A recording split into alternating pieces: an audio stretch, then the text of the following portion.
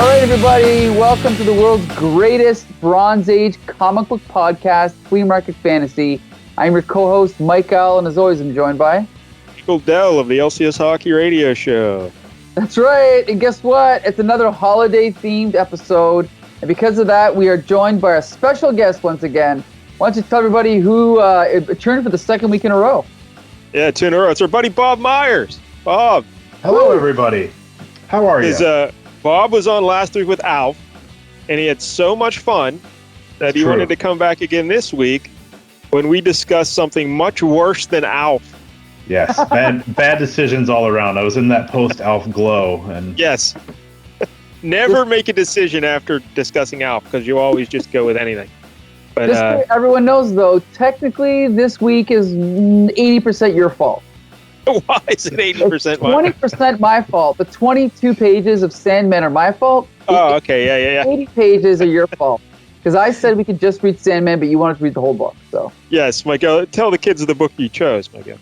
Well, Mike Dell thought we were done with Christmas with the superheroes. Yes. But little did Mike Dell know that there was an old Christmas with the superheroes from, I believe this is 1982.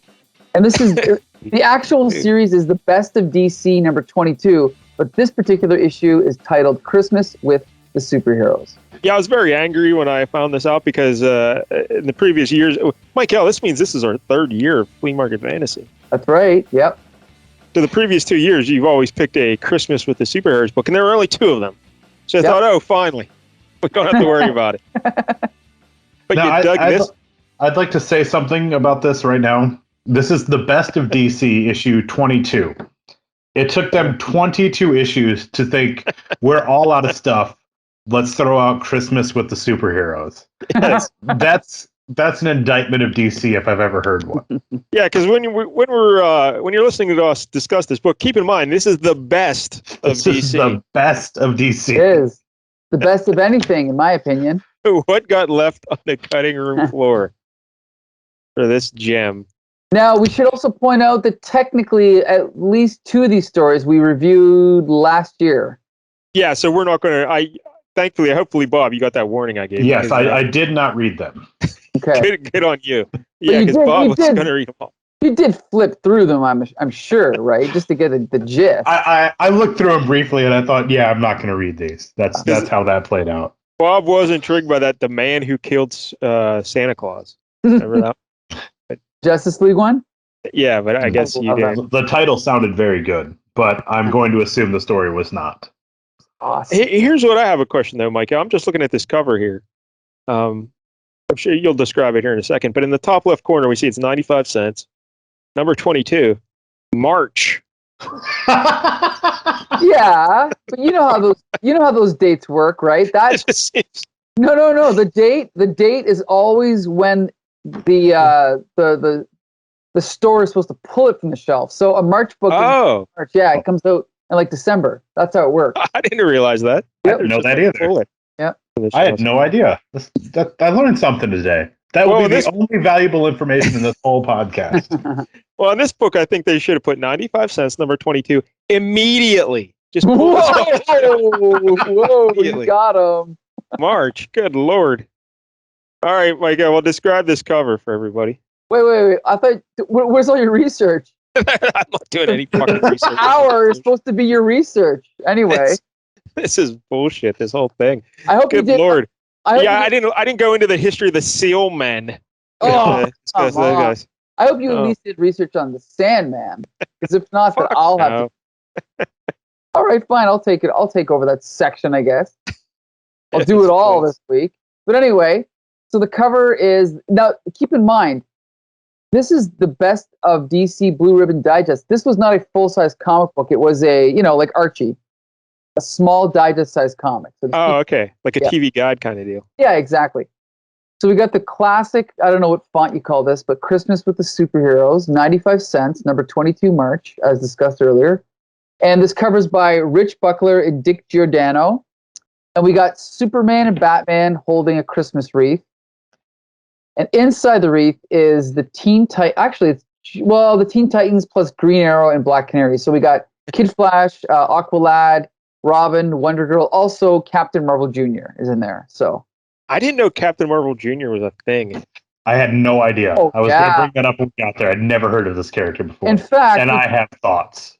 Would you like to know that Captain Marvel was the first superhero to be franchised? In other words, there was Captain Marvel, then there was Captain Marvel Jr., then there was Mary Marvel, and then because of that, Superman eventually had Supergirl, Superboy, then there was Wonder Girl, Kid Flash, and on. But it all started with Captain Marvel. So he was the first one. So is Captain Marvel Jr. like the illegitimate son, the bastard child of Captain Marvel? Not quite. He's just another guy that has the same powers. So they're not related at all? Nope. I think they're just they're both orphans at the orphanage. That's it.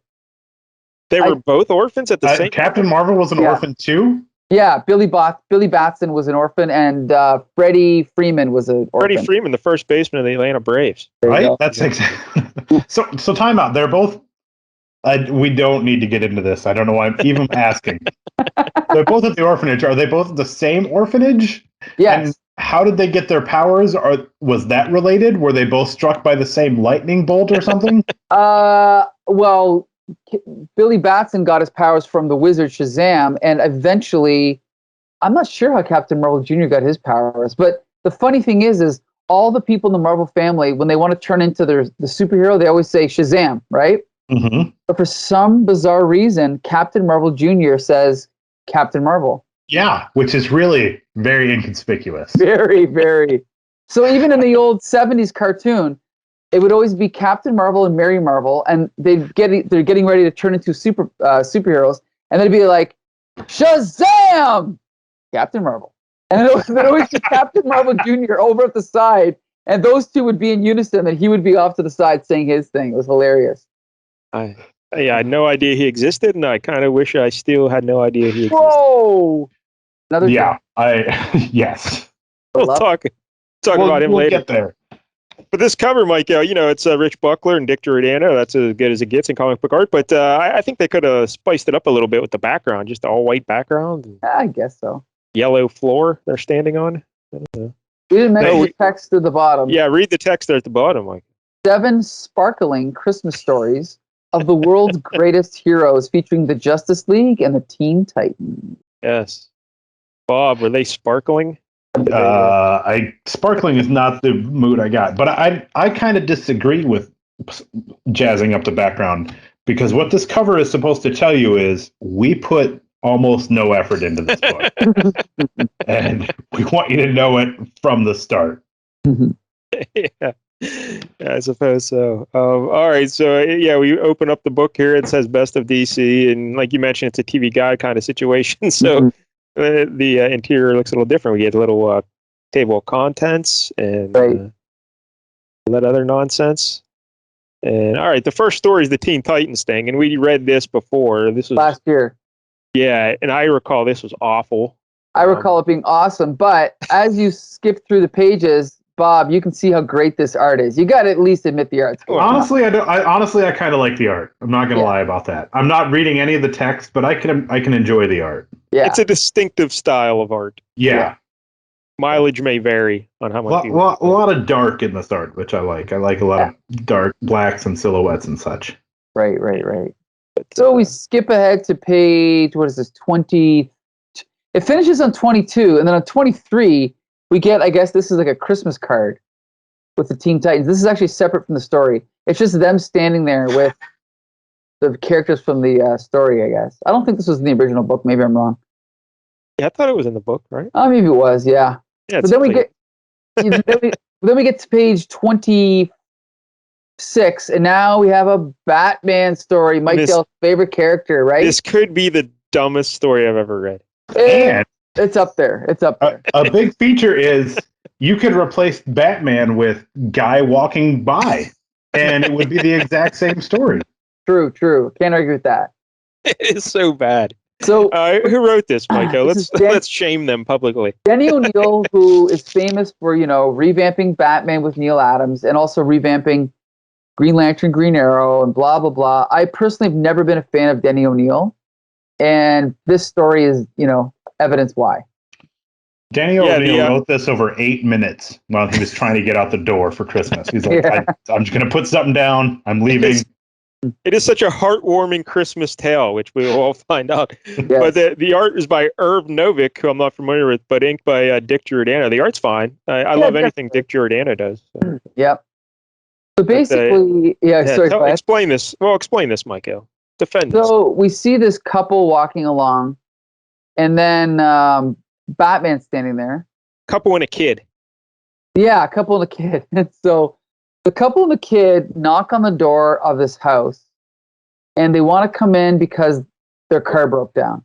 Oh, Michael, can I ask you a question, though? I'm sure I've asked you this before, but when we see the title here of this story, The Batman in Merry Christmas, why did they start calling him? When did they start calling him the Batman? Is that a thing that was always around? Or well, in the 1930s, the first few year or so, he was called the Batman with a hyphen, the Batman. Oh, and really? And I think Denny O'Neill thought it would be cool to call him the Batman, right? And then, as you can see now, there's a Robert Pattinson movie coming out, and he's going to be called the Batman. You know about this, right? You didn't know about this. Come on. Well, I knew there was a movie coming out. I didn't know he's called The Batman. Yep, the Batman. Did they add the hyphen back in? Yeah. Not the hyphen. Nope. Lame. Because Bob and I have a friend named The Ed. Similar. What's that? Bob and I have a friend named The Ed. Really? Yeah. Weird. Yeah. Right. And honestly, I'm going to guess he's as good of a detective as the Batman. if you need answers on something, you ask the Ed. He'll get you an answer. Yes, he will. All right, Michael. So, this couple and a kid are walking in the snow, and Batman's hanging out in the trees, just looking at him like a creep instead of stopping him from going to this house. But anyway, go ahead. So when they knock on the door, what happens? And so they want to be let in because their car broke down, but the guy who enters the door refuses to let them in. Right? But then there's another guy who's like, no, let them in. Come on, the boy's frozen, let them in. So then the family comes in. And then right away, the kid sees this gigantic telescope over by the window. So he goes over and starts playing with it. And then the first guy, what is called, I don't even know if they name these guys, but the first one's balding, and he's got dark hair, and the other one's got red hair. So the dark-haired guy starts yelling at the kid for touching the telescope. And then the redhead... Oh, Michael, they do name the redheaded guy. The redhead guy definitely has a name. His name is Chimp Manners. Oh, yeah. That's right. Oh, my God. So Chimp, I believe it's Chimp Exposition Manners. Yeah. So then Chimp is like, nah, let him play with it. So he's... Manners. Right. Yeah, that's right. The next page, it says, I'm Chimp Manners, the dude who swiped a vial of the Army's top secret nerve gas. Oh, anyway. Okay. All right, so here's what I'm confused about, because when the bald guy opens the door, he's a real dick to this family. He's freezing in the winter. So it makes it seem like, oh, well, actually, he's a nice guy. He's just doing this because he doesn't want them to get caught up in this guy who escaped and stole the nerve gas. But then the bald guy still seems like a dick throughout the rest of the story, though. You know what I mean? Right. Well, I mean, that's an expensive telescope, and if he lives through this, he doesn't want the kid to break it. I know, the little kid's looking at his telescope, and he flips out. It's like, what? Like, I don't know. So maybe this guy's just an asshole, But, all right. So then the lady says that she recognizes Chimp, and Chimp's like, well, it's a shame you got such good eyes, lady, because naturally I ain't going to be able to let you live. You're dead, all of you. Merry Christmas. But then all of a sudden, including me, Manners, and then who's at the door? Not Batman, but the Batman. Yeah, the Batman. The Batman just walks in, and he's like, oh yeah, he's like, Chimp Man is like, where the devil did you come from? Batman's like, from examining the helicopter you crashed nearby. So then he's like, oh, so Batman predicts, because he's a detective, he predicts that Chimp Manners is going to pull a gun, and he does. And then Batman predicts that he's going to take it, meaning himself, and then he takes it. And then he karate chops the guy. Or what's the technical term for that, Mike Dell? I think pimp slapped him. Yeah, he definitely, that's a backhand for sure. And then the guy knocks over some stuff. And then the guy pulls out the vial that he swiped from the army base and basically said, and he says that, he's going to poison everyone if Batman continues what he's doing. Yeah, he stole some nerve gas and he opens it up. It could wipe out the whole city. Right. So Batman's smart. Okay, let's just review what Batman has done next. Batman has apparently used his detective wits to tell that the Chimp Manners has escaped to this house, and that Chimp Manners stole nerve gas, so he knows this. He still lets that family go to the front door and knock. He still lets them go in. True. And then he says, all right, Chimp Manners, I know you're going to pull a gun on me, so I'm going to grab the gun and knock you over, and I win. Oh, wait, I forgot. You had nerve gas. Why did I forget about that? Anyway, that's your buddy Batman. So then Batman backs off. He's like, okay, you got us. So he hands him back the gun. And then Chimp is like, you saved your life for a couple seconds anyhow. You realize I can't let any of you go, Batman. Outside march. So he sends them all outside. But then Batman's still trying to reason with them, right? Like, well, the reason why he sends them outside, Michael, is he says, I'm going to have to crash at this place for a while, and I don't want it cluttered with dead bodies. So walk outside. Yeah, he's going to take them outside, execute them, and then just go live inside for a while. Yeah. And then Batman's like, "There's no reason to shoot the child. He can do you no harm." So then Batman's like, "Well, you know what? If you're going to shoot them, shoot me first, because if you don't, I'll waste you." So Batman's threatening to shoot him? I don't know. So then anyway. So then Chimp pulls the gun, he's just about to shoot, and all of a sudden, out of nowhere, a light blazes bright and blinding, and the startled gunman fires wildly and misses. So Batman has an opportunity to punch him, right? And, knocks him out, and then, look at that, they lean over, and the guy's knocked out, and the father's like, he's out like the proverbial light. And Batman's like, speaking of lights, I want to thank whoever fired that flare. Fella, it wasn't any flare, it was a star. And I've studied astronomy for 40 years. This guy... this is the bald guy talking. Yeah. You want to let him in the house. Dog has studied astronomy for 40 years. And I'm telling you, I got no idea where it came from or where it went. But that was a star, believe me. And Batman looks up and he says, I do. Sure looks like it's going to be a Merry Christmas. What? That's the end. That's how it ends. Yeah. What the fuck? First of all, well, I don't know. There's a lot of things. Well, I'm not even going to bother numbering them off. But so this guy's been studying astrology or astronomy or whatever for all these years. Yet he's not surprised that a giant star can just suddenly appear and blaze in the sky and go away. And not only is he not surprised, yes, he sees a giant flash of light and says, yeah, that's a star. I know it just showed up and disappeared, but that's a star. Exactly what stars do. Yeah. I've been studying them for 40 years. Astronomy for 40 years, exactly. So. And then Batman says, I hope it looks like it's going to be a Merry Christmas. Like, if you just take that last line off this book, you would have no idea this is a Christmas story. Like, that just good point. Like, I guess what Denny O'Neil is going for here is that the couple and the kid, is that supposed to be Mary, Joseph, and baby Jesus looking for a place at Christmas, and that star's the North Star guiding them to the manger? Well, clearly the star's supposed to be the North Star, nothing, whatever star, but just there's no connection, there's no metaphor, there's no nothing. It's just really bad. Terrible. Batman. This is like the worst Batman story ever, right, Michael? Like, have you ever read a worse Batman story? I cannot argue. I think this might be one of the worst stories I've ever read because it's so fucking stupid. I am so thankful and happy that you agree with me about this, Bob. Bob, I thought for sure Mike was going to say, "No, this is great." No. I mean, I'm sure he's going to say that about some later stories, but I'm very happy that he agrees on one of these. The thing is, this is terrible. Not only is it terrible, but trying to tie it into the star or whatever star that's called in the Bible, I don't remember. That makes it even worse, right? Is trying to make it like important and have a message, but it doesn't have a message. It's just shit. All right, Mike Hill. Yeah, proud of you. I will give it one thing. I thought I was going to get in trouble for and maybe never be invited back for the things I'm going to say, but clearly Michael's on board. So I will say this: I am not a family man. I do not have any children. Maybe someday I will, and if I do, I'm naming him Chimp. That's. I think there was a 50% chance of that well before this ever came up. I never really considered it until meeting Chimp Manners. That is the greatest name ever. Chimp Manners. And all right. The other guy, do they? No. Anyway. But he's been studying astronomy for 40 years. 40 years, yeah. He knows stars. He knows them.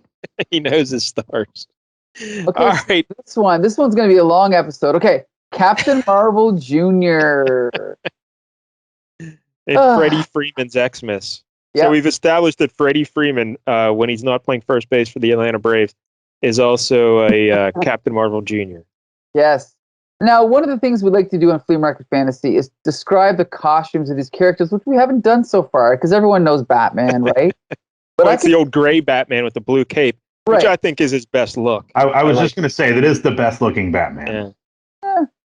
But I'll just say that Captain Marvel himself has got to have one of the best superhero costumes I've ever seen. And Captain Marvel Jr.'s is just, the colors are reversed, right? Instead of a red outfit, it's blue, but it's so freaking cool. Let's agree on that before we go forward. Costume, it looks like pajamas. It looks like I was going to say this is knockoff Superman pajamas is what this is. Yes, not a good costume. The yellow belt, the yellow lightning bolt, the gloves, the boots, the cape with the red or the yellow trim. Oh, it's just amazing. And I got to tell you, Captain Marvel's costume. What's the deal with his little cape? His cape looks like you got to paid half price for it. It's very short and stubby. I like it. I like that short cape. I think it's cool. I'm a fan.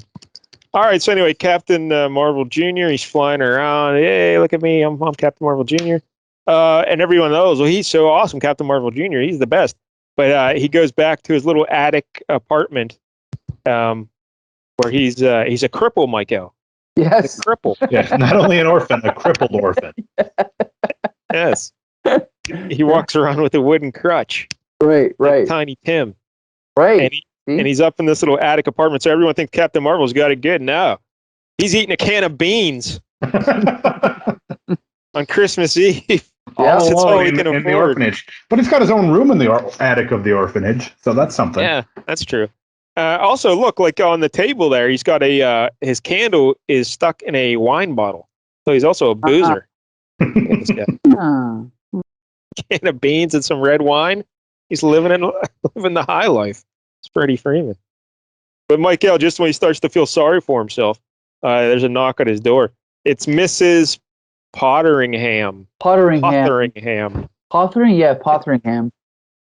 I guess she runs the orphanage. Is that what she does? I think so. Yep. And so, so they go. Oh, wait, no. Apparently, they're going to the orphanage. So see, I don't think he lives in the orphanage anymore. I think he's in his own little apartment. So she says, I don't need to dig into this deep, but surely he's clearly living in the attic of some house. Right? Is he just a vagrant living in the attic of someone's house and they don't know about it? This is probably all he can afford is an attic apartment, What I like to do though is I'm going to combine this story with the 1970s horror film Black Christmas. And I'm just going to pretend that Freddie Freeman was the guy living up in the attic in that Black Christmas house. You guys ever see Black Christmas? Of course, the Canadian film. Yeah. So just imagine that's Freddie Freeman living up there in that attic apartment. So whenever you see that creepy guy in the window there, sometimes, that's Freddie Freeman. And he's up there. Then he comes down and murders the co-eds. There you go. Okay. So Mrs. Fotheringham, or whatever, asked Freddie Freeman, I want to ask a favor of you, Freddie. Everyone else is too busy on Christmas Eve. Would you mind coming to the orphanage with me? I need someone to help look after the children. So he goes to the orphanage. And everyone's happy about Christmas except one kid, right? And do they name him, or is he also named Chimp? Chimp Manners. Yeah. He does look a lot like Chimp Manners. Yeah, young Chimp Manners. But anyway, this kid is grouchy. He's like, Santa, he won't even know about it because he isn't coming. That's how he talks too. He talks just like Chimp Manners. Santa Claus never comes here. So then basically Captain Marvel Jr. is thinking, well, you know what? I'm going to prove him wrong. He's like, seeing is believing as far as I'm concerned. As far as he's concerned, Captain Marvel. He says Captain Marvel, which is the magic word. Halfway out the door. Yeah. Has not closed the door. You're right. He changes into Captain Marvel and flies away. It's up to me to bring back It's up to me to bring back a Santa Claus. So he flies around and he sees one of those Santa Clauses that stands. Well, are these like a Salvation Army Santa Clauses or whatever they are, right? Standing on the corner, ringing the bell. Mm-hmm. He's swinging around and then he's chasing after him. The guy runs away, and he's like, "Well, what the heck is going on?" And the guy's like, "You got me at a bum rap, I tell you. I'm going straight." And Captain Marvel Jr. says, "This is queer talk from a Santa Claus." And of course, he pulls off the guy's beard and he's like, "Well, it's my old friend Light Fingers Louie."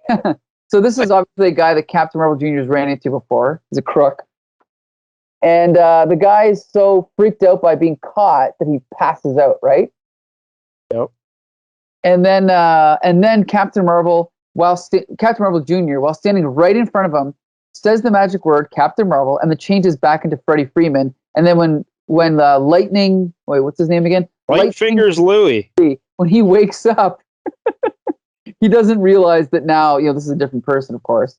Yeah. So Freddie Freeman explains to him what's going on. And he's like, "So that's the story. Would you be willing to make a guest appearance as Santa Claus? That's the best offer I ever had in my life. And what good is Santa Claus without presents?" So then this guy goes back to the headquarters of, quote, the mob. And he's trying to convince everybody to give presents for the orphanage, right? And everyone wants to go along with it except one gught. Can we pause here so you guys can explain to me what's happening here? What do you mean? Now, was Light Fingers Louie, had he actually gone straight and he was a good Santa, yes, but he also still has all these mob connections and can just go to the mob and ask for Christmas presents because it's Christmas? Is that what's happening here? I guess so, yeah. He's trying to go on the straight and narrow. But he's like, "Oh, you know who will help me? My old crook friends. Crook friends. They love giving away presents to kids at the orphanage." Okay, that's what I thought, but I wanted to make sure that's how this was playing out. So he went back to the old mob clubhouse where everyone hangs out at, and but the crooks, they all start ponying up the bucks because they want to help the kids on Christmas time. You got to help the kids, but not one of them, Michael. Chimp Manners' dad. Yeah, he's there. Hard John. That's right. So then we got Light Fingers Louie and Hard John. So Light Fingers Louie is like, "What are you giving, Hard John?" And he says, "Not a red cent. I don't go for that sentimental drip." And then Light Fingers says, "You heard what he said? Wait, yeah, you heard what he said, boys? Yeah, we heard him. Hey, let go of me." So then they grab him and then they turn Hard John over and they dump they empty out his pockets and all of his money falls out. And so then Light Fingers Louie gathers it all up, right? And then he's like, "Well, I'm going to take this to the kids at the orphanage," right? And sure enough, I didn't realize this, but Freddie Freeman is actually standing there the whole time, right? Yeah. Yes, in the legitimate men's business club. Right. And then Light Fingers Louie defends Hard John. He's like, "Hard John isn't a bad guy. It's just that he can't get used to going straight. He still thinks he's got to act tough." So yeah, so maybe all these guys are trying to go straight, right? Well, not so fast. Uh-oh. So then Light Fingers Louie, he's walking towards the orphanage, and then Hard John is hiding behind the corner, and he's like, "I'll teach him to start trouble with Hard John." And then he punches him in the face and knocks him out. And then except in that panel, he's bald, apparently. In the second panel. That's right. He's lost all his hair. Mistake. Yeah. And also, for reasons that can't be explained, Freddie Freeman is no longer with him, even though Freddie Freeman came to get him and take him to the orphanage. Right. So then he puts on the Santa Claus suit with the pillow and everything. He's like, "I'll get into this outfit. No one will notice me leaving. Then I'll trade in all this junk for cash." So then he's leaving, but then he's like, "Oh, wait. So there's Freddie Freeman." So he's like, "Oh, here comes Louie now. We're late already. Captain Marvel!" And then he turns into Captain Marvel Jr., flies down and picks him up and starts flying with him. So I want to pause right here. Sure. Because the listeners may be confused because he showed up as Captain Marvel Jr., made him faint, so immediately switched to Freddie Freeman to talk him into going to the orphanage. He went to the mob place as Freddie Freeman to get all these presents. As soon as he walked out, he switched into Captain Marvel, showed up to fly him to the orphanage, even though Captain Marvel Jr. should have no idea what's going on and have nothing to do with it. That's true. And again, why did he leave Lightfinger's Louie? And yeah, and then maybe let him. He had to go take a piss. He's like, okay, you go do your thing. I'll meet you out front. But what's important here is he blows his secret identity about 8 times in these 8 pages. Oh yes. Well, it's not like it's really a secret identity because he doesn't wear a mask or anything. So it's like, hey, that's Freddie Freeman with pajamas on. Lightfinger's Louie, who seems to know Captain Marvel Jr., looks him in the face, faints, wakes up, and looks at a completely different kid who must look exactly the same. Yeah. If you were wearing blue pajamas, I swear you're Captain Marvel Jr. But you definitely can't be because now you're a crippled orphan boy. So that's right. He doesn't even bother to put on glasses or anything, No, I don't think he flips his hair around. Nothing. So anyway, yeah, Captain Marvel Jr. He thinks he's flying Lightfinger's Louie back to the orphanage, but he's really flying Hard John. Right. So then they get back to the orphanage and they go inside, and Hard John just plays along, right? Yeah, he starts his heart starts to warm up because of all these orphans. He starts to feel the spirit of Christmas, Michael. Right. And Hard John, like all these kids are looking at all the gifts they're getting, and Hard John in his head is like, the poor kids, I didn't know it would be like this. What a heel I am, right? And then all of a sudden, meanwhile, Captain Marvel Jr. sees Lightfinger's Louie. He's like, Lightfinger's Louie, but I thought you were Santa Claus. And then Lightfingers explains what happened. So then Captain Marvel's like, huh. He's like, okay, well, leave this to me. So then he flies away. And well, actually, it was like the crooks came looking for him, right? Or no, yeah, he does see Lightfinger's Louie there. Yeah, it's not clear where he meets Lightfinger's Louie at. If they came to the orphanage or if he flew somewhere else. I assumed it was at a brothel. Most likely. So then we cut back to the orphanage, and one of the kids takes his toy plane and it's like flying out the window. So he's like, my plane, it's flying away. So he goes to reach for it, but Hard John, who's hard, and then reaches for it and then full on jumps out the window. So Hard John, whose heart has been softened, has to save the kid. So the kid jumps out to catch the plane, but Hard John catches the kid. And then Captain Marvel Jr. is like, no, they'll both be killed. So then he catches both of them, right? Yeah, but who catches the plane? The plane broke. Oh, the plane's gone. So then, what's his name? Captain Marvel Jr. is like, brings them to safety. And then basically, what's his name? Overcome with remorse, Hard John confesses his hoax. So that's how it is. I don't care what you do to me. Just don't tell the kids that I'm a fake. I kind of enjoyed being Santa Claus. Captain Marvel Jr. says, I don't know what to say. So then, guess what they do? What anyone would do? They all start singing Christmas carols. Silent Night, Holy Night, right? And then Captain Marvel Jr. is like, no one's really been hurt. I'm sure Hard John has learned his lesson. Well, except for Lightfinger's Louie got his jaw busted and knocked unconscious.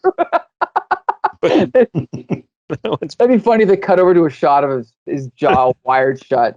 No one's been hurt. Right. So then all of a sudden, he says his name, Captain Marvel, turns back into Freddie Freeman, and then Hard John's like, where's Captain Marvel Jr.? Isn't he going to take me to jail? And Freddie Freeman says, take Santa Claus to jail on Christmas Eve? Don't be silly. He's sorry he couldn't stay to celebrate too. And then the clock turns to midnight, and then right at that moment, they all look at the readers and they say, the clock is striking, it's midnight, just enough time. And then everyone says, to wish all our friends a Merry Christmas from the bottom of our hearts, and a Happy New Year too. Ah, so good.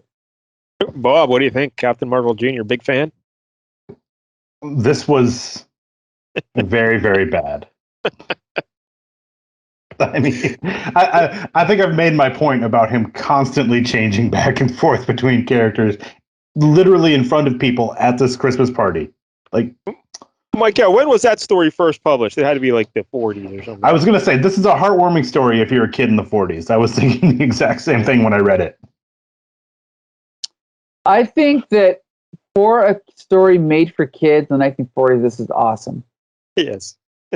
Love it. Yeah. And, I think that, Superman and Batman can be adapted to modern adult stories. But personally, I've always thought Captain Marvel should stay as like a story for kids, a comic for kids. All right. I'll take your word for it because I don't give a damn about Captain Marvel. But anyway, Captain Marvel's awesome. And also, I must point out the art in this is awesome. It's not like masterclass, but it's really good. If you say so. Okay. I don't know. Man, my gal must have dipped into the eggnog a little early. He's having a good time. I don't know about that being great art or anything. Love it. Again, a lot of all yellow backgrounds. 1940s, it's fine. Yeah, a lot of yellow backgrounds in this. Okay. A lot. Oh, and just so if you listeners out there want to know, the writer is William Woolfolk, and the artist is Bud Thompson. Very good. There you go. See, Titans of the industry. Well, I'm sure they were back then. Well, next up, we got like another story out of the 40s. Woo! Batman and Robin. Yeah. And this time they're facing. Well, I was going to say the mob, but it's really some kid. Some creepy little kid is cornering the Christmas tree market. I love it. And they're soaking people like $8 for a Christmas tree. And Bruce Wayne, Mr. Fancy Pants himself, comes over and he says, "Hey, $8 for a Christmas tree? Fuck you, that's way too much." It's like, come on, Wayne. Just buy a Christmas tree there, Daddy. $4, who cares? He's a yeah. I mean, you know, a timely story. This stuff still goes on now, but basically, yeah, the mob is not really the mob. They're just corrupt businessmen, right? They're trying. Well, it's really one kid. Like he's like the son of a. Oh yes. Some rich, his uncle was some rich criminal kind of guy, right? And he died. So now his nephew or whatever is taking over the operations. Right. He's like, I guess he's supposed to be like a foil to Robin, like that age, and he's like his Lex Luthor, I guess. I don't know. Anyways, he came up with the scheme, and then can we? Yeah, let's just skip as much of this as we can. Yeah, let's go panel by panel. Okay, here we go. So. No, I kid. So basically, yeah. So they knock out Batman and Robin, knock out one of the guys. We cut over to. Well, you kind of jumped. What guys are they knocking out? The criminal guys. Well, the premise is that kid, that little smart aleck kid. He's trying to run his own criminal empire. Right. Batman and Robin go and they take him around and show him what his criminal practices are doing to the city and the poor people of Gotham. And it's kind of like a Christmas Carol situation where they take him to these different places, and he sees the error of his ways, and he starts to become a good kid. And then the other criminals get mad, and they try to like come back, and then there's a fight, and Merry Christmas. There you go. There you wrap go. it all up. Yep, pretty much it. I have to point out a couple things. Number one, we talked about how you guys thought that the Batman costume from the previous story was the best. This is my favorite Batman costume. The golden Batman. Yeah, it's gray and blue, but it's got just a black bat on his chest instead of the yellow emblem. Right. And this is, obviously 1940. Wait, let me see here. When is this? 40s? I think it is. Anyway, this is. I love this Batman art. I mean, this is from Batman number 27. This is from 1945. So the art's by Jack. No, it's not. Wait. Here it is. Sorry, guys. It's Jerry Robinson, who's probably the most famous Batman artist of the 40s. I really like this art. It's not my favorite Batman art, but it's really good. And this version of the Batplane is freaking awesome. When it's flying over Gotham City, that's a great shot. Oh, with like the Batman head on the front. Oh, so cool. Oh my God. I love this. Just let Mike O have his fun there. Yeah, no, it's fine. So I'll just say that again, for a kid in 1945, this is great. Yeah, that's fair. Yeah, and I'll just say for the listeners, Mike Dale wrapped this up in like 3 sentences. There is so many just panels full of text. Yes, that's true. This story took like 8 hours to read. It's true. I'll give you that. Yes. The War and Peace of Christmas stories. Yep. Batman and Robin. Yeah, there's a lot of text, a lot of word bubbles. Look at the size of them word balloons. Yeah. Just the last page, it's almost entirely text. But there he goes. This makes me want to read. I'd rather read this than a modern Batman story. But anyway, let's go to the next one. Okay. So here we go. Here's the highlight of the week. This is holy hell. This is the story you wanted to read. This is where it started. Yes. So, to give everyone a quick, brief 2-second history, King Kirby created a new version of the Sandman in the 1970s. The original Sandman in the 40s was a vigilante that wore a trench coat and a gas mask. Okay. Yeah, he was cool. I like that guy. Yeah, he was very cool. And then Jack Kirby actually redesigned him to be more like a superhero and gave him like a yellow and red costume and a kid sidekick named Sandy. And then when he came back to DC in the 70s, he created this version of the Sandman, who was originally supposed to be the actual Sandman of myth that controlled like people's dreams. Okay. Except that this version of Sandman enters people's dreams through this, like, I don't know what the fuck it is, like a machine thingamabob that he lives in with this guy. Think of everything you like about Jack Kirby, and then think of everything that's awful about Jack Kirby, and this is that latter part. Yes. It is definitively a terrible Kirby machine, is a good way to describe the whole thing. Yeah, so he hangs out with these two guys named Brute and Glob, and he goes into... Well, don't just gloss over. Describe what they look like. Okay, so I think Brute is the one that looks like just like a professional wrestler. Like he's like a big brute. A big brute in like, underwear and boots. And then Glob, and then Glob is this like frightening looking Kirby creation that just looks like almost like a Madball with arms and legs. Another Madball reference. Yeah. And so, just for the record, Jack Kirby wrote and drew Sandman #1. And then I think after that, it was like off and on. Like he missed a couple issues. Then he wrote a couple, drew a couple. And then this was originally Sandman #7, but it was never published. I wonder why. Sandman was canceled before it could be published. So I wonder what? Oh, yes. This story was not published until The Best of DC #22. Well, I'm sure they made it to print. Yeah, so readers never got to see how the series ended until this issue. This is how. Go ahead, Bob. That's how you wrapped up all the. I don't even have anything to say. I'm just dumbfounded. Go ahead. Yeah, I was just gonna. So 6 issues. That's how long it usually takes them to get the sales, right? 6 months, and they're like, "Oh wait." I think it's like 4 to 6. Yeah. All right, we've had enough of this bullshit. So, how much detail would you like to get into for this one? Well, we do kind of need to get detail because there's a lot of comedy here, and just how terrible this is. I want to start off by saying that I initially was a little bit excited because just to remind people, Bob loves Sandman Neil Gaiman, right, Bob? I love it. I love the whole concept. The guy who can control dreams and has Lord of the Dream World and everything is very cool. So this opening sentence, somewhere between heaven and earth, there is a place where dreams are born and monitored. This is the domain of the legendary, future, eternal, and immortal, who shares with man and beast all the secrets of the ages. It's like, okay, cool. This is Sandman. It's an earlier version, but I'm into it. Then I read the rest of the page and very quickly saw the Seal Men and realized, no, this is going to be utter shit. Yeah, because they're doing that thing that DC does where they put like a splash page at the front of the book. Yeah. With that basically summarizes the book. So it like spoils everything. For some reason. Right. But the title of the story is The Sandman. Is that a verses? That's just a red story. Oh, The Sandman in the Seal Men's War on Santa Claus. So the Seal Men have a war on Santa Claus. Who are the Seal Men, you might ask? Well, if we look at the big picture there, it's Sandman in his yellow and red outfit with his little helmet and his cape, his red cape. And he's fighting some seals that look like men. So they're Seal Men. Yeah. And there you go. And I'll have you know, this is their first and last appearance. That's hard to believe. No one has cashed in on the Seal Men genius. Let's go. And this script is Michael Fleisher.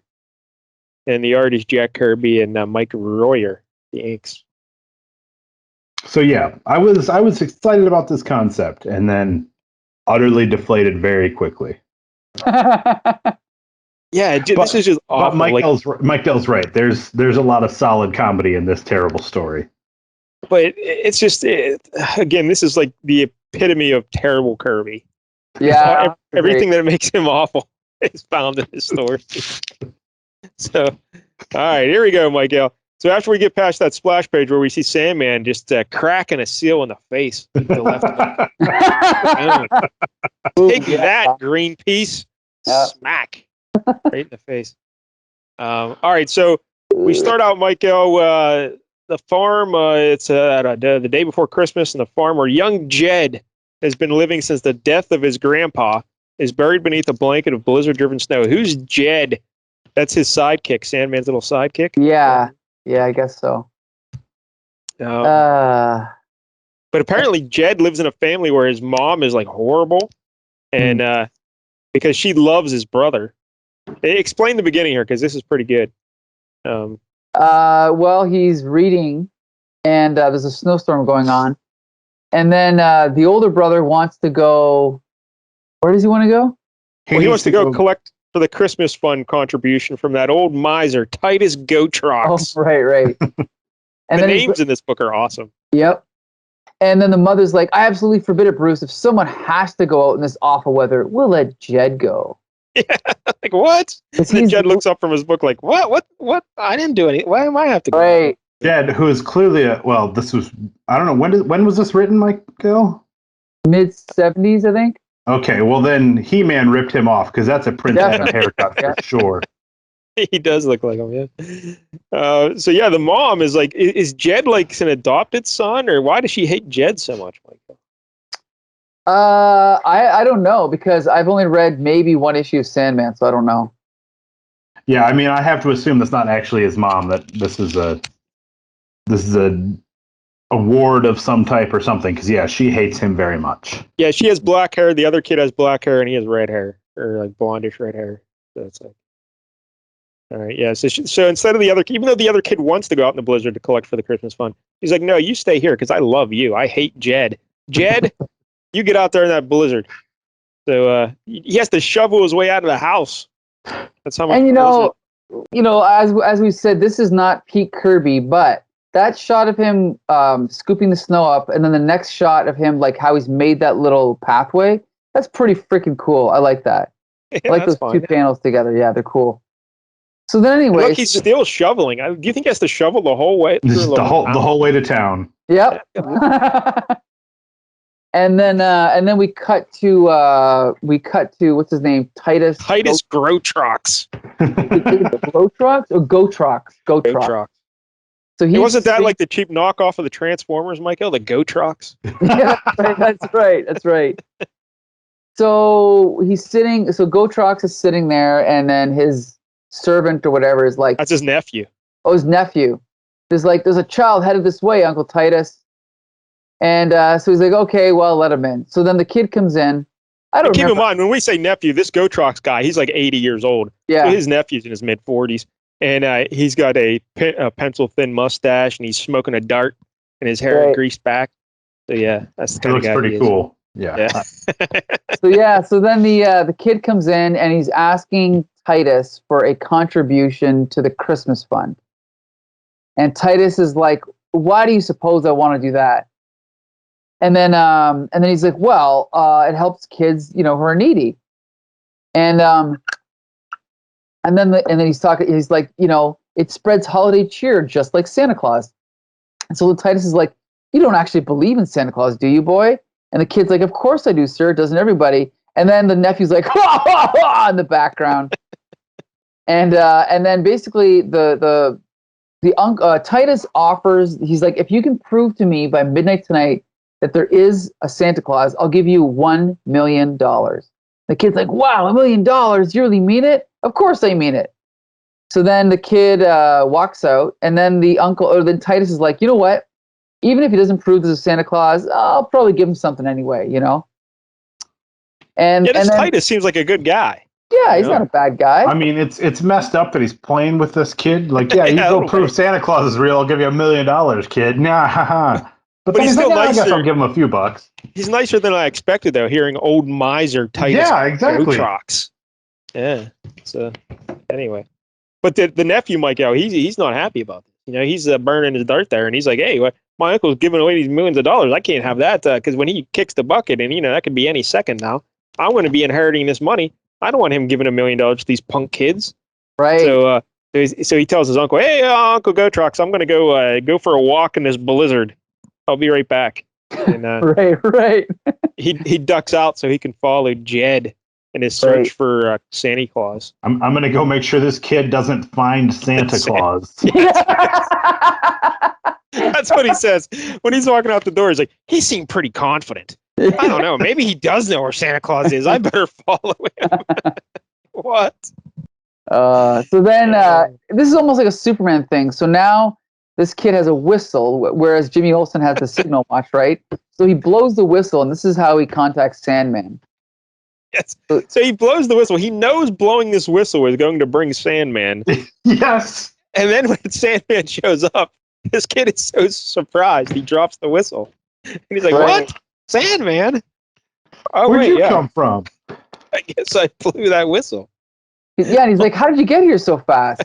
And Sandman's like, "Hold on, youngster. Suppose you try to calm down and tell me what this is all about."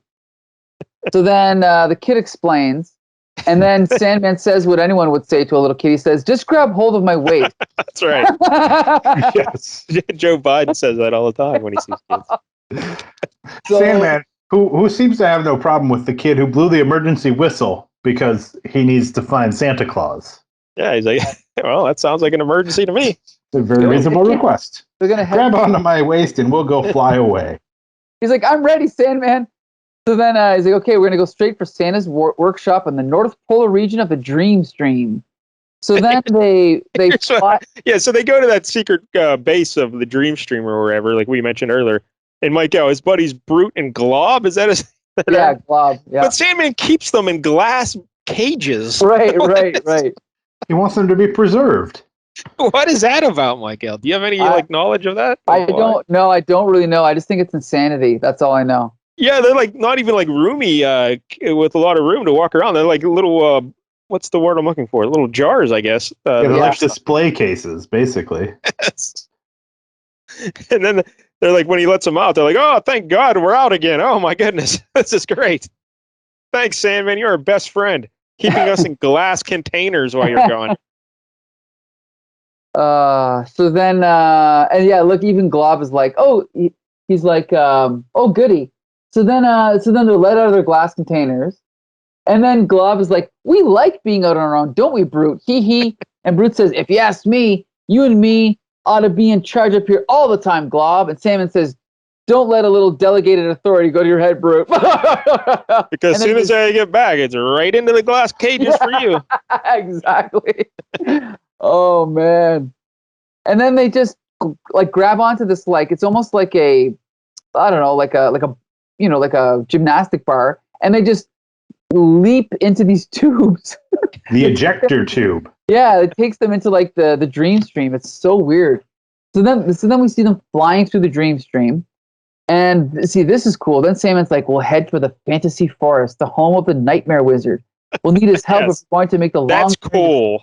That's fucking cool. Come on, guys. Let's head to the Fantasy Forest, the home of the Nightmare Wizard. Love it. That is so beautiful. Cool. Oh, guys. In a different context, there's a scenario where that could be done well. This is definitively not it. It certainly doesn't match, the Kirby tech and the two guys locked in glass tubes. I'll give you that.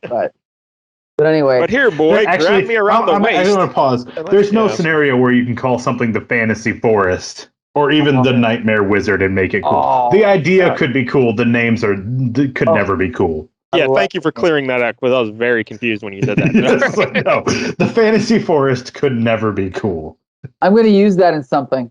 I'll get back to you on this. Use it at the bar with the ladies, Michael. Say, hey, lady, you want to go see the Fantasy Forest and meet my Nightmare Wizard? That might actually work. Yeah, she'll swoon. So anyway, then the nephew he was tracking Jed and Sandman, right? And he found the whistle that Jed dropped. Right? That's what he did. Yeah. And so he finds it, and of course he blows it. But then he turns around, it's like, what? All of a sudden, who's there but Brute, right? Yeah, because Brute is now taking Sandman's responsibilities over. So if anyone blows a whistle, how many people have whistles, Michael? I don't know. Only one or two, I think. I'm a little disappointed you didn't read the whole series so you'd have the whole backstory for us. Yeah. Yes. It's only 6 issues. One day. It's on the list. Because Brute doesn't seem so confused that this guy, he says, hey, how'd you get a whistle, I guess? And he says, hey, our buddy Jed gave it to me, and, I'm supposed to meet up with him and Sandman. Right. And Brute's not the why greatest did you guy. say so, sport? Yeah. And he's like, oh, yeah, so it's called the Dream Dome. He's like, I'll have you in the Dream Dome in 2 shakes of a comet's tail. See that little play on? Which again, is another line I've heard Mike L. use at the bar. Yeah. And it's worked. Believe me, it's worked. Anyway. So then, I love this. They're in the Dream Stream. And then Sam is like, thanks for lending Jed that parka, wizard, and for lending us the sky sled for the trip to Santa's workshop.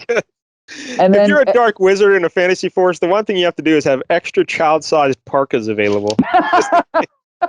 And this is a kid who left his cabin in 1.5 feet of snow and shoveled his whole way to town. He had a winter coat on already. Yeah.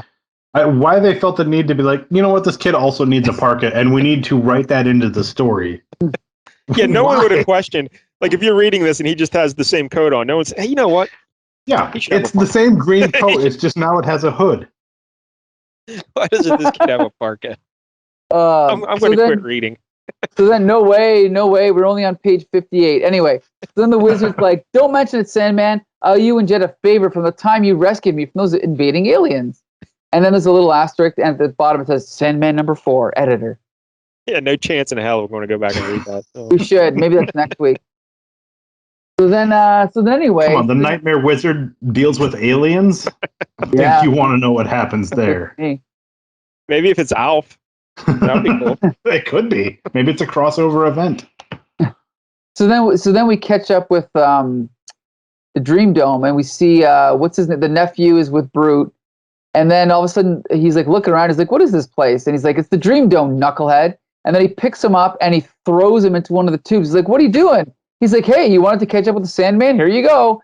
He's like, "Give my regards to the man-eating plants in the fantasy forest." Ha ha ha! So he throws him into the Dream Stream. And when he comes out of the Dream Stream, he gets snatched up by this man-eating plant. Oh, his name's Rodney, by the way. Rodney. And then,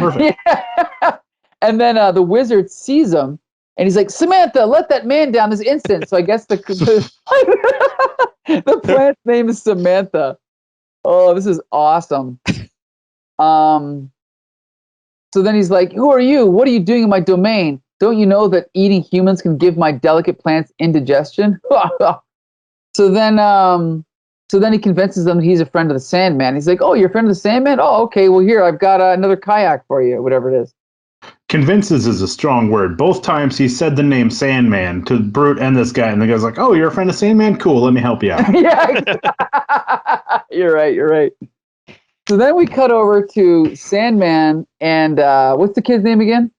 Jed, yeah. So they're walking along, and now they're at the North Pole. We see a little sign that says North Pole. And then they walk in, and we see Santa's elves. So, of course, as you would expect, the elves trap him in a net and try to kill him. Yes. Yeah, they throw a net over him, and they have, like, clubs and hammers, and they're... Right.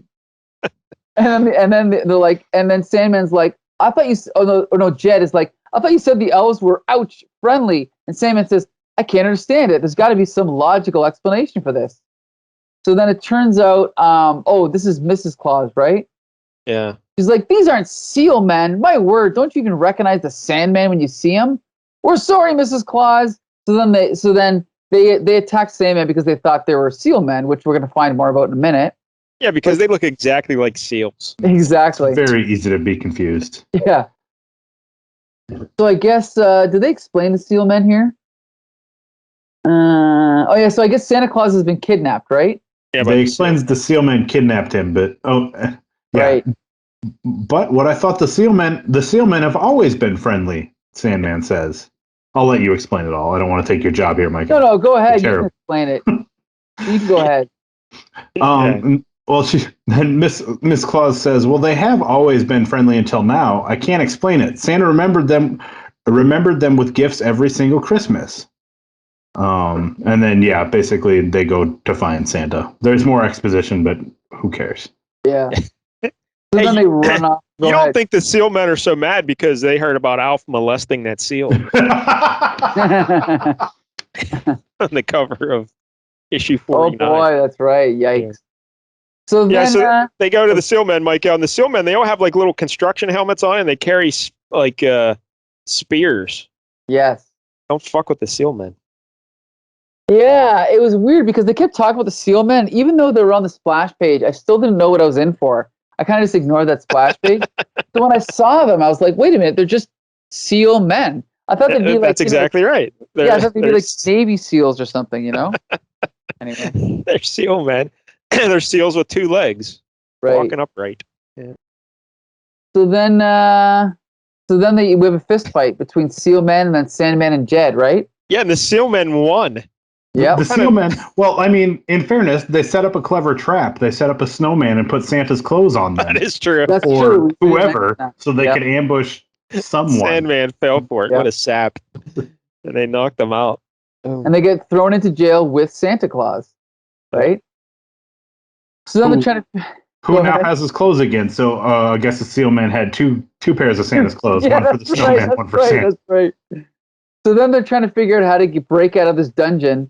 And Sandman's like, Santa Claus is like, this year they seem determined to sabotage Christmas. And Sandman's like, well, we can't let that happen. Stand back. I'm going to use my hypnosonic whistle. And he uses it to basically completely melt through the stone dungeon walls and just turn it into slag, right? Keep in mind, this is Jack Kirby, a grown adult man, coming up with these ideas. Well, Sandman and his magic whistles. You should point out it's being written by Michael Fleisher, but I am assuming Kirby did plot it, and Michael Fleisher. But I'm sure Kirby created the whole concept of this, right? Yeah, I'm sure he just plotted it, handed it over, and Michael Fleisher filled in the dialogue. Yeah, what I'm saying is I doubt this is the first time he used the magic whistle. It's probably definitely. You know it's definitely part of his character. That I definitely know. Yeah. So that's what Kirby. This is what you get when you take Stan Lee away from Jack Kirby. Well, you get Sandman with magic whistles. Maybe. All right, buddy. All right, good job. So then Sandman and Jed and Santa are free. So then they run out and start beating the shit out of these seal men. Sock, fifth.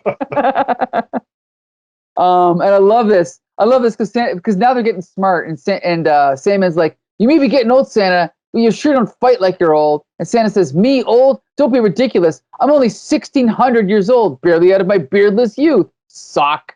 Punches one of the seal men. So then anyway, then the little caption says, but the odds against the champions of Christmas are overwhelming, and they get defeated again, right? The seal men are strong warriors. Right. And they get brought to the leader of the seal men who's sitting on like this throne. Look, there's like a Buddha seal statue behind. Right, you're right. They're also a peaceful nation. And so except when they're beating you over the head with spears and clubs. Right.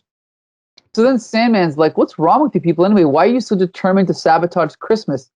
And the Seal King is like, because we of the Seal Kingdom are going to be denied a Merry Christmas. We're going to see to it that no one else enjoys one either. And then Santa's like, but that's ridiculous. I've delivered whole crates of gifts to your kingdom every year. But it turns out this is the climax. Are you guys ready? He's like, and the seal man says, yes. And just look at them. Woolen gloves. Even though seal men have webbed flippers instead of hands. Scuba diving equipment. Even though, as any child knows, seals can dive effortlessly in depths of hundreds of feet and stay underwater almost indefinitely. And look at these. Whoever heard of a self-respecting seal wearing galoshes or catching fish with a casting rod? This is insane. That's all I can say. This is not a laughing matter. At them is what's great, though. Jed's over in the corner laughing. Yeah. While they're about to be murdered by seal men. Right. And the Seal King says, this is not a laughing matter. Right. Sandman, no, sir, we can see it isn't. Hee. Yeah. So basically, the Sandman and Jed, they try to blame it on a clerical error. At the right. Exactly. Yeah, exactly. Oh, there must have been a mistake. Meanwhile, Santa Claus is keeping pretty quiet throughout all this. He's like, Yeah, and then he's like, but can't you see there's just been some sort of accidental mix-up? Oh. Huh? Well, yeah, then the Seal King says, all right, I guess. We believe you. As long as you give us presents for this Christmas and all the back presents you owe us, everything's fine. We'll let you go. Get out of here, you scamps. Now, what I like to think is that as soon as they get off panel there from the Seal King, Santa Claus elbows Sandman. He goes, I just like fucking with that guy every year. He intentionally gives them that. That's definitely that's definitely what went down here. Because, yeah, Santa doesn't say anything about it being the wrong gifts. Yeah, he's real quiet about it.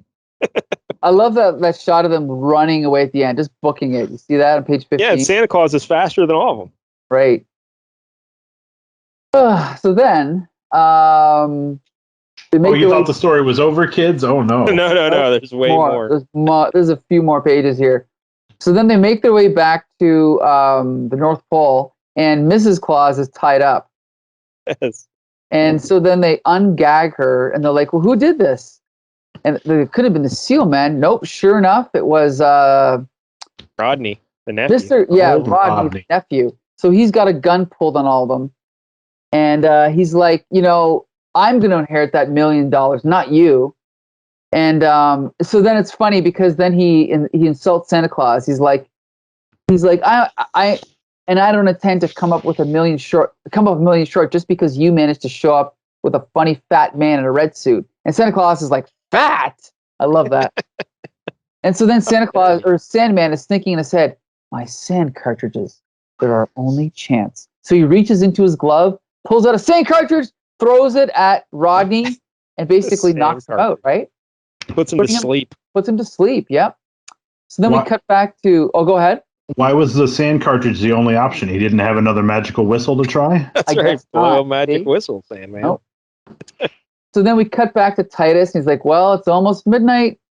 I guess he's not going to prove Santa Claus is real. But then all of a sudden, actually, Michael, he says, well, there it is, midnight. And the clock struck midnight. Yeah. So, it is midnight. Okay. Yeah, so technically, Jed did not win their bet. That's true. Another plot hole. So then who comes tumbling out of the chimney but Rodney, all tied up, right? And then Santa Claus comes right after him.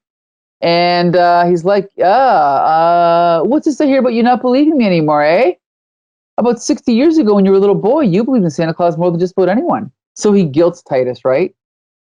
And Titus is like, you know what? Just for that, here you go. Here's $1 million, right? Yeah, well, Titus says, but sometimes when you get old, you have aches and worries and responsibilities, and, well, you forget. Right. Speak it, brother. I agree. Yeah. I'm the same way, Michael. I'm right where old miser Titus Gotrox is. There you go. See, that's why the story is important. That's why we read these every year, right? That's why there's 21 more to go. Anyway. But yeah, I mean, sorry, go ahead. No, go ahead. I was going to say, it's not that Santa did guilt him, but he already had the check written out because he'd already decided he was giving him the $1 million. Right. But I mean, this Titus Gotrox, he's a pretty good fellow. Yeah, that's not a miser at all. Oh. So then Santa's like, is there something special you'd like for Christmas? And he's like, yep, just grab onto my waist. Yeah, I'm just kidding. Yes, Santa, there is. It's something I've always wanted. Bzz, bzz, bzz. So Santa leans in and Gotrox puts up his hand in front of his mouth and he whispers in his ear, I'd like a Vietnamese hooker.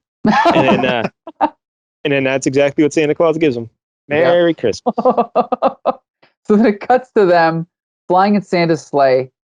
And he's like, ho, ho, ho, you're doing a fine job. So look at that. Titus is flying Santa's sleigh, right? Yeah, that was his wish. Right. After the hooker. Right. Well, actually, he says the kids in Asia and Australia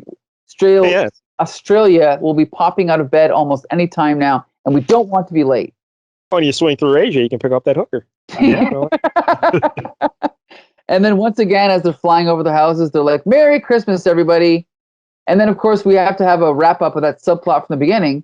So then the mother's like, oh, my poor dear Bruce, you've caught a cold. I'll bet that Jed gave it to you when you opened the door to leave the house this afternoon. Just wait till he gets home.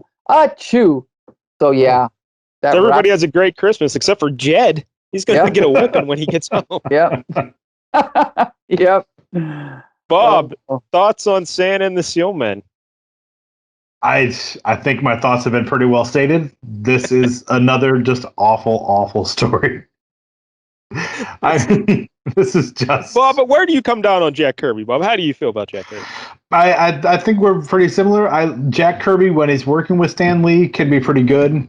I think he and Stan Lee balanced each other's terrible. Well, not terrible, but they balance each other's worst parts well. You know what I'm trying to say? The two of them together were more than the what's that old Some saying? of the parts. The sum is greater than their parts because they managed to pull the bad parts of each other back to the good. And you let either of them go off on their own, and it gets bad. And that's definitely what happens when you let Jack Kirby just go off on his own. He gets real weird. but I guess you could say at least Stan Lee, he still did great stuff with Ditko as well. You know? Yeah, I mean, it wasn't just that's true. Kirby. I mean, Kirby. I haven't read enough Kirby to say that Kirby didn't do anything good without Stan Lee, but I've read enough Kirby to know that he definitely did bad stuff without Stan Lee. I just don't know if he also did good the stuff. New Gods and Mr. Miracle. Yeah, that's all awful. Forever people know it's all great. Michael, that Mr. Miracle issue we did, like what episode 3 or 4? That wasn't Kirby. But he came up with all that stuff. Yeah, so. But it was all garbage. Yeah, but there's bad issues of every comic. You can't blame it. But it's not the bad issue; it's a bad concept. The mother box and all that nonsense. Oh, genius! You kidding me?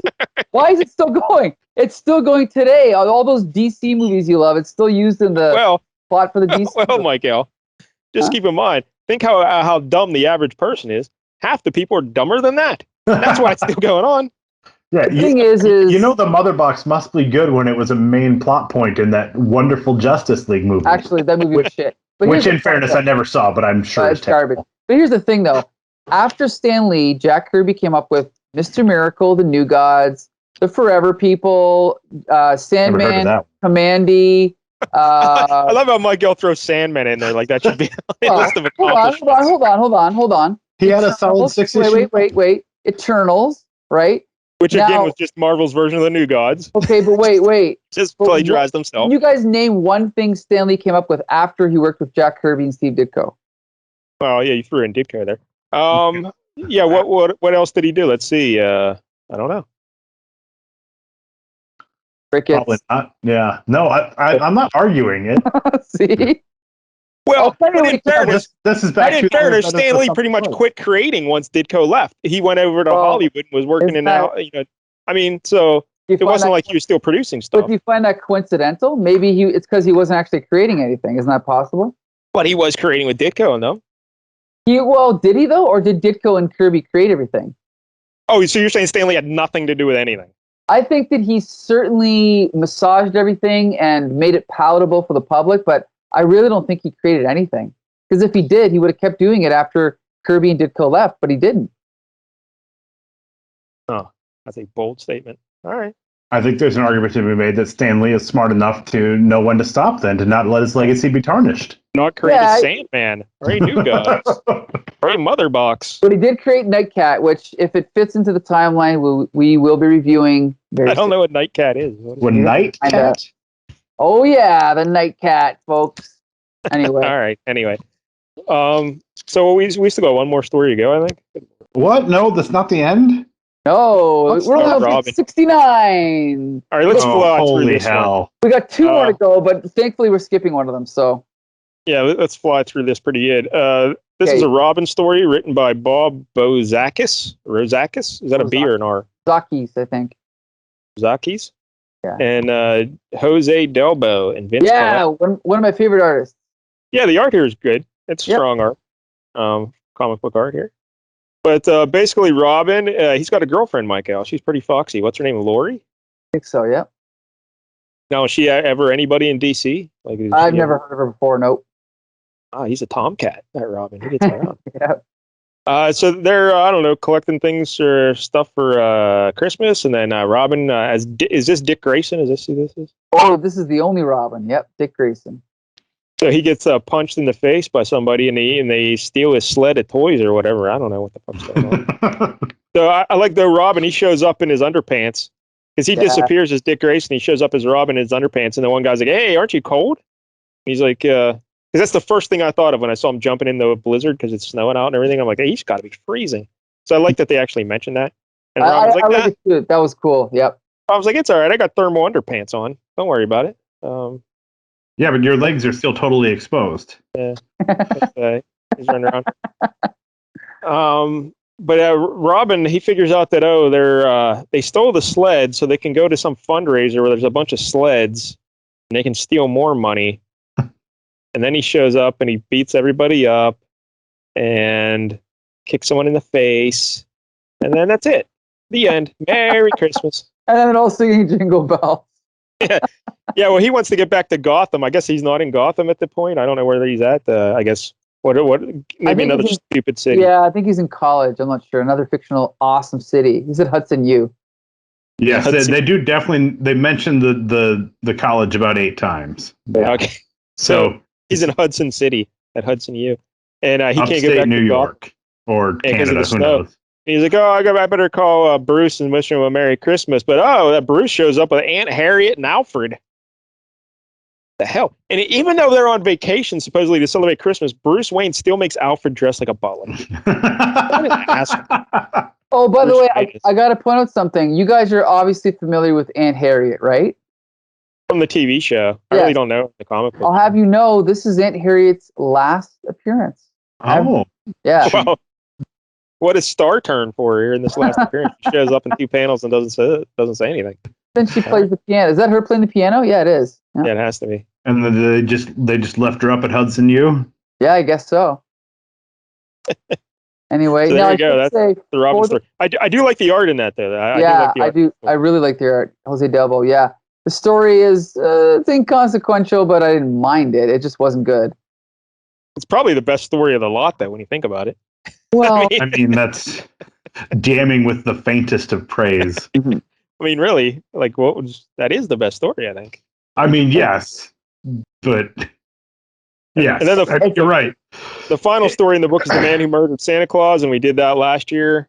It was pretty good. Bob, I encourage you to go and read that one. Bob, the highlight for me is Green Lantern slipping, getting out of the shower. Getting knocked out. Yeah, he knocks himself out.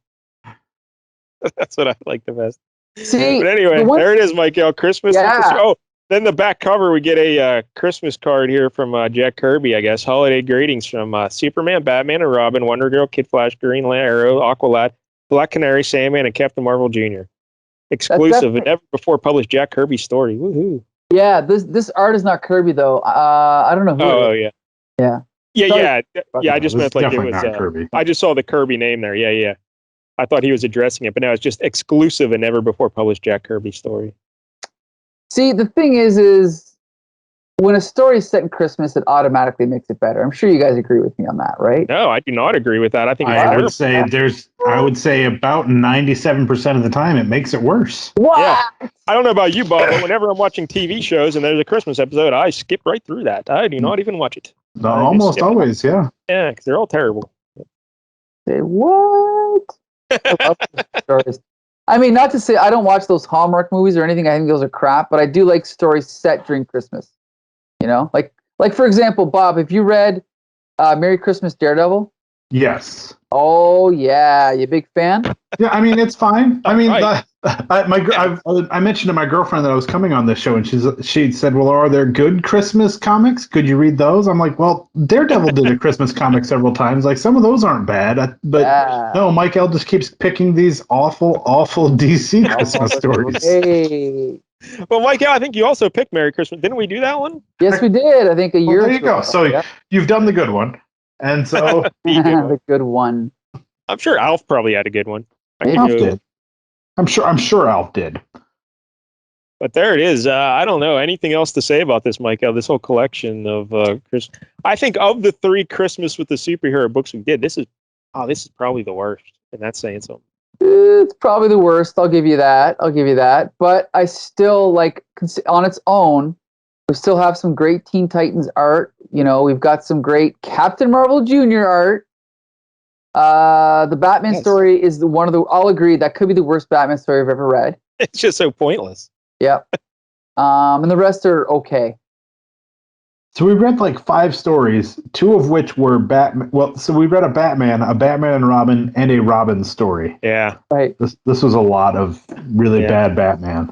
Yes, it was. And I like Batman, which is, well, I don't like Batman. I like some Batman. Batman can be good, but a lot of times Batman's terrible. Right. Well, you had Mike L to agree that Batman's terrible a lot of times. That's what I heard. Sometimes, you know. All right, so 1 out of 10, Mike L, what do you give this? Woo. I don't know. I mean, just for art alone, I'll at least give it a 6. What? Yep. Whoa. Yep.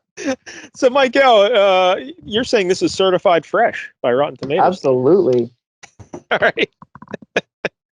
Bob, 1 out of 10. Well, I thought about this, and I thought, could I do this? Because I thought, some of these stories, these are reprints of stuff that was, like we said, they're golden age, they're written in the 40s, and they're fine for the 40s and everything. But if I were a kid in, 1982, and I paid $1 for this, I would be irate. Irate. This is a 1. And that's only because I don't want to give anything a 0. Yeah, because it's the holiday season. I'm right with you, Bob. I was going to give it a 0, but then I gave it a 1 for chimp manners. Chimp manners gets a 1. There's no point to any of this nonsense. Don't read this. Highly recommend. Now I feel even worse because some kid might have bought this in February because it was still on the newsstand. Apparently, he may have paid $1 for this. Did you imagine? Oh my goodness, Mike Yell. Now, the only thing I can say is, Mike Dell, top that. Well, I think I can because Mike Yell, I like to be hip with the kids. Yeah. Whenever there's something going on in the world of comic book pop culture, I believe there's a new Spider-Man movie coming out. I heard. I believe it's called No Way Home, or what's it called? No Place Like Home, or what is it? I don't know, something like that. But Far From Home, Spider-Man Far From Home. That's what it is. Yeah, that sounds right. And it has to do with the multiverse. Ooh. And all these different versions of Spider-Man showing up. So, Michael, we're going to go back to the year 1985. And we're going to read Peter Porker, the Spectacular Spider-Ham. Ooh, yeah. We're going to go with issue 1. Might as well, right? Just go with issue. What's funny is I think we reviewed that issue on Here Comes the Spider-Cast. But all right, you know what? We're going to go issue 2. All right. Porker, the Spectacular Spider-Man, issue 2. You say so. Okay, cool. I don't want you to read, because I couldn't decide what to go with, but I was like, well, I might as well just go with 1. But if you already reviewed that, we'll go with issue 2, Michael. Awesome. Look at that. All right, that should be fun. Is it Christmas themed? No, it's not, because by the time that episode comes up, it'll be after Christmas. Sure. Pretty much. Yeah, today's the 14th. Right. You're right. You're right. I'm not good at math. Okay.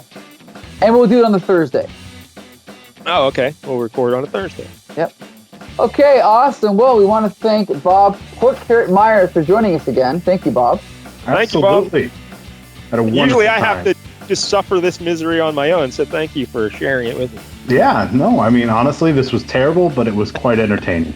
Yep. I knew you'd have fun. Anyway, so be sure to join us next week and every week on Flea Market Fantasy. You can find our episodes on Stitcher, Spotify, Apple Podcasts under Comic Book Syndicate. You can also follow us on Twitter, YouTube, Facebook, and the Comic Book Syndicate website. 1 week I pick, 1 week Mike Dell picks. It's all Bronze Age comics every week. So until next Tuesday, disperse!